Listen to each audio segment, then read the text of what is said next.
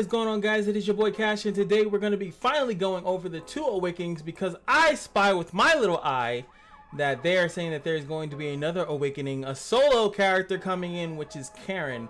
So I want to do Cain, redo Elizabeth because I've already done Elizabeth in the past, and then we will do Karen when she comes out. I don't know if they'll release a new character around that time, but we have to see what these characters are good for, and then we have to wait and see what Karen's loadout is going to be.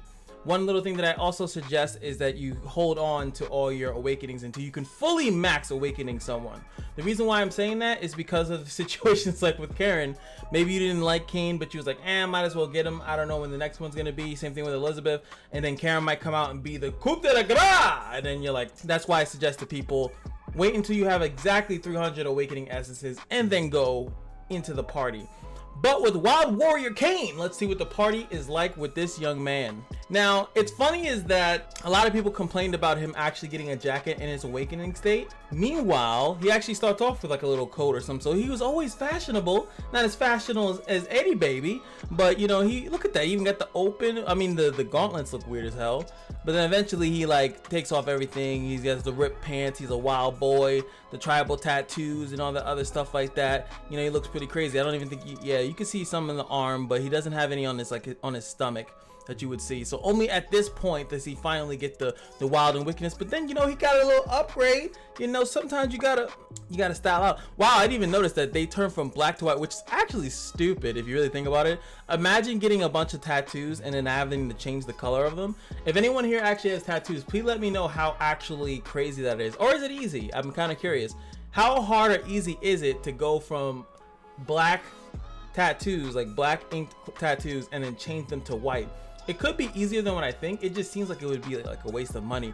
But based on this coat, I mean, the boy probably got a little extra to spend. Look at, oh, I didn't even notice that. Look at that. You see the two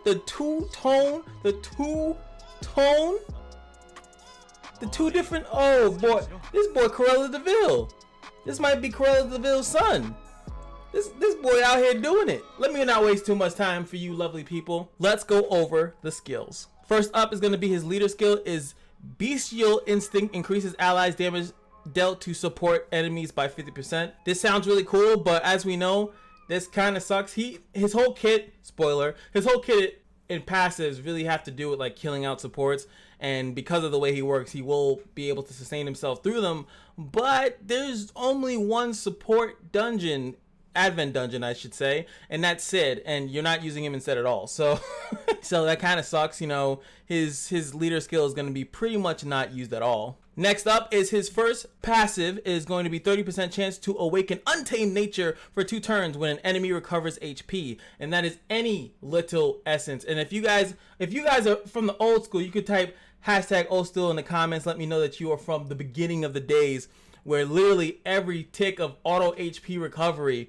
would trigger this guy's passive, and it was a nightmare. And it's 30% to happen seemed like 100%, just saying. Also, Untamed Nature increases damage dealt by 80%, really good, and guarantees multi-strike and counterattack. Now that is a slight change. Before, there was just a chance to do it. Now it is guaranteed, making him a little bit more consistent in his stupidity. As you can see, against characters that heal, he will be really good, but that pretty much limits him to PvP, because PvE there are not that many characters that actually have a heal mechanic in PvE, and that's kind of where Cain fell off. PvP kept evolving and changing, where people were stripping his buffs away. You know, characters were coming out like Cynthia that just melancholy him, and he just became super irrelevant after a while, and you couldn't really use him in any dungeons, so there was really no purpose of actually using him. But now they brought him back, and he probably has the same exact troubles. Let's check his second passive, which is Berserk Rage. Caster awakens Untamed Nature for 1 turn at the start of the wave. That is new, as we discussed before. Untamed Nature grants damage absorption for 1 turn, inflicts additional damage equal to 80% of damage dealt when attacking support enemies. Again, a really good way to take out those supports. But I have to reiterate once again that a lot of the meta has switched to that you don't even see that many supports anymore. Rue was up there, Sid was up there, and now a lot of people are just running attackers, tanks, and hybrids. So you know, this additional damage to support champions is really, you don't see it that often. But as we know, Karen's getting an update, so maybe Kane might be the answer. And Karen is a healer and she's a support. Just saying, maybe that, you know, some counterplay isn't amiss. And I think a lot of these characters have counterplay to them, but they're also a bunch of terror when they're all put together. So let's check out his Awaken passive. I like that someone called them the A6 passive. The Underworld Beast. The caster's Untamed Nature and damage absorptions become buffs that cannot be removed. Inflicts additional damage equal to 100% damage dealt upon landing a multi-strike or counterattack. Now, this actually makes him really, really good. Still have an issue that he has to actually have someone recover HP after the first initial turn. The biggest issue that you're gonna have with Kane is that once he goes, he's pretty much vulnerable. He doesn't have his damage absorption anymore. Obviously, we're talking about him at least at level 60, right? He has the damage absorption for that one turn. He gets his turn, he goes, then the damage absorption is down. Yes, he still has the Untamed Nature, which I think lasts for 2 turns. Yep, see right there, 2 turns.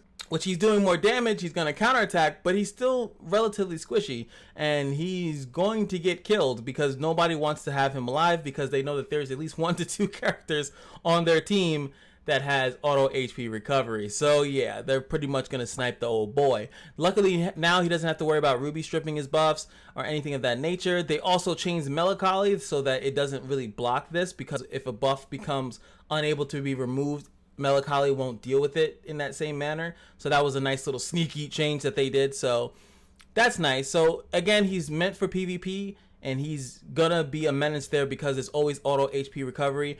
The main thing that you're gonna do before we even get to the active skills is that you're gonna try to protect him as best as you can.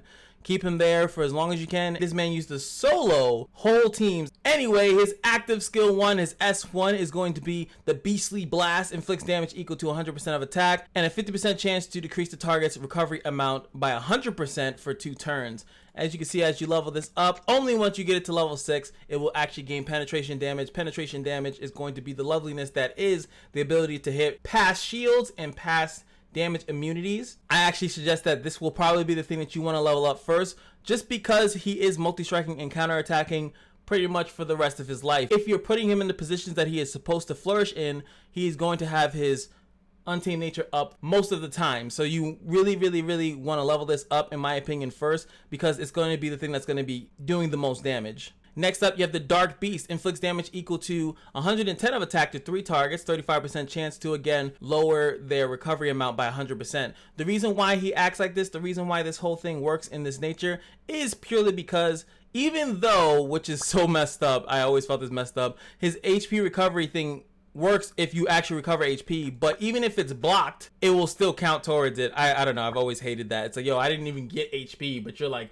Untamed Nature, and it's just, it's so annoying, but whatever. And you can see here, as you level it up, once you get to level 3, it actually hits 4 targets, and then as you keep going, it eventually will hit all. Really good enhanced skill here, because you take an AoE skill that's going to lower everyone's healing across the board and force them to have to first cleanse that debuff and then heal after it. So he just becomes a menace. And again, we're talking about PvP. It allows you to really make it hard for these characters to recover and mount the comeback. Last but not least, we got the Zap Zap Zap. Inflicts penetration damage equal to 300% of attack to 1 target. And for some reason, they didn't bless the boy on his S3. I thought that they would at least give it penetration. Oh, sorry, it already penetrates.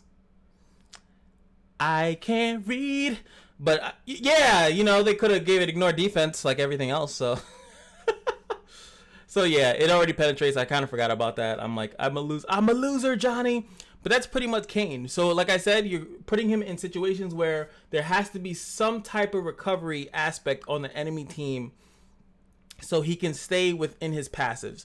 If there is nothing that's going to let him stay and work his passives, there's literally no reason to put Kane in. If I were to see a team, if I'm using Kane, if I see them with a team comp in which they have no auto HP recovery, nobody heals within their skill set, I'm not bringing in Kane.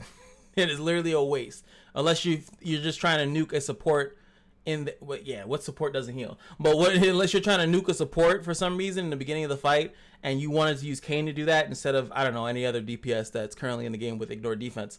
Just saying. Next up, we're going to be going into the lovely man's base stats. If you can actually check out my really crappy Kane, the one that I made as a joke. You'll see what I mean when we go to the rune section of this lovely video. And when we go into here, we're going to see one specific thing is that his speed is going to be 579, his base speed, which means he is actually relatively quick. He's not like super slow, but he's actually quick, so he will be getting amongst the first turns of the battle. And again, that's why I said you have to be fighting against characters that are going to heal, because he's going to go, his damage absorption is going to go away. And if you guys have been having issues with Kane, that's what you do. You let him get a turn and then you blow him up as soon as that is over. That's why people pair him with Eamon, Abel, any other super annoying pesky thing that you can possibly think of is what you put with Kane.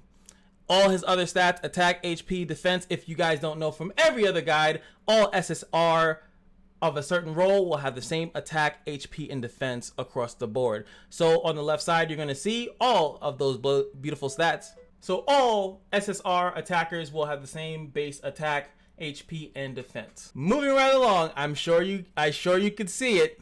Can you see the cheeky? Can you see the cheekiness? It's not the crit damage, it's the taunt. We'll talk about that in a few seconds. Now, when Kane was first released, this rune set was actually not available. It became available later on. Now that this thing is guaranteed, I mean, it had a really good chance before, but now that multi-striking, the rune of multi-strike is now in the game, it will probably be his best 2-set. He's going to be multi-striking and counter-attacking like a god, so you might as well increase that damage. Like I said, the S1 should be the first thing that you're maxing, because it's what you're going to be doing over and over and over again. The taunt rune set. Now, the only reason why we do this, it's just something cheeky that, you know, people that use Kane and I thought about, and it was also done to me way back in the day. It's just funny because of the fact that you put taunt on any character that kind of has multi-striking and counter-attacking kind of thing. Reason being is because every time you use a skill, every multi-strike, every counter-strike, every regular attack, you will have a chance to 30% chance to taunt someone for 2 turns, and they will try to hit you. That means if they use their skill 1, 2, or 3 on the enemy team, the AI will just throw it at you. And if Kane has his damage absorption up, he will just eat that up. That's just how it is. It's really funny. It's messed up, but who cares? And that's what the really fun, cool thing about the rune of taunt is. Usually I don't mention rune sets that I think are bad for the character, but sometimes people are like, well, what about this one? So I'm just going to briefly mention rune of continuity and also the counterattack one. I do not like give a character unnecessary stats. So he has guaranteed multi-strike and counterattacking. Do not put this on your character. You have way more important things to get up with your rune sets than to do this. So this is home. Rune of Rage with multi-strike, or you can do the taunt if you really want to. With whichever one that you want to do as your 2-set, you can even go life or something like that. Pretty much you're going Rune of Rage as your 4-set, unless you want to do, like I said, something like Resolve. Just get your attack as high as possible. You'll be multi-striking and counterattacking like a beast, and you'll be healing depending on the situation. But if you want to go down to the basics, you need to build as much attack. And at the left side, you're going to see substats. Guys, no matter what 4-2 set that I'm talking about, it's all about the substats. So you need HP, crit chance, attack, and that's it. As far as like actual stats, anything else can be your personalized rune sets. Like I said, like the rune of multi-strike or the taunt. Or you can even go rune of multi-strike, taunt, and then life or some stupid thing like that. Doesn't matter as long as your substats are on the ball. Next up, the hero talents. Sorry, that was probably the worst thing you've ever heard in your ear. Anyway, so we have level number talent thing 50. Obviously, weapon mastery. 52 is going to be arena, because I promise you probably will not be using this man in PvE. So we're not even going to pretend that you're going to. Next up is the burning weapon. Reason why is that he's going to be multi-striking and counterattacking all day. So you might as well get a little burn in there. It's additional damage. Other characters need the help. Burn is also really good because it messes up immortalities. So pretty much the best thing to go for. Next up, 56. Again, I've spoken on this many a times. This seems really cool, but your whole objective is when you're in there is to keep your damage absorption up anyway. But more importantly, because he has a damage absorption, there's times where he'll be getting attacked and he won't take damage. So you're pretty much going to want to get this up. Don't mind my 1-star. I probably did this months ago. And then last but not least, we're going to be going here for the actual crit strike chance or this one. But as you know, we know that he has penetration already in his kit. His S3 is penetration. If you max the S1, it's penetration as well. So I would say maybe go for this if you're worried about shielding and stuff like that. But at the end of the day, you're going to sit on this one at the end of the day. So if you don't want to waste any additional resources trying to get this up, you can just go for this, which is stats on character, which are generally better overall. And of course, level 60 is duh. All right, this is brand new. I've never usually do this. But for the fact that Cain is a actual PvPS character, I am going to try to showcase his skills in a PvP match. There is enough healing on this. Ramu heals, Rebecca heals. Esther actually does have a heal. This is probably not going to go as well. I'll probably have to do multiple matches until we at least see the S1, the S2, and the S3. Wish me luck, guys. And to be super cheeky, I tried to make a 2-second full dark comp. If you guys want to see a dark comp arena video, I did a fire one pretty much before. Let me know. Let's see if we can make it happen. All right, so he already died. Yo, Damians have been putting out insane amounts of damage. It's actually nuts how much damage Damians are putting out. But let's see if we need to kill something. So let's kill this Damian right now. See if we can get some revenge. Zap zap.